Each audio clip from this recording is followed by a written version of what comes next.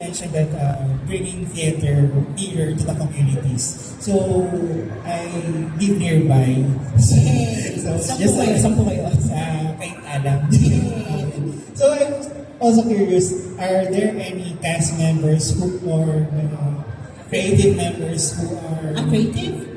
yeah, cast and creative people they live around Especially me, feeling West East. Tia, I think it lives in, ito, mas malayo to, Mono.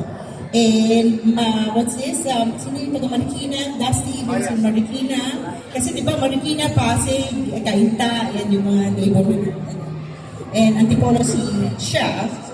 At least pagka bumaha sa Cainta, oo, diretso ka na lang dito. And it's very accessible kasi meron na tayo train.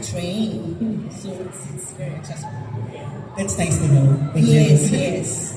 Actually, matagal ko na po pinangarap na magkaroon ng theater group here sa we call it East Side Performing Arts. Maraming po sila.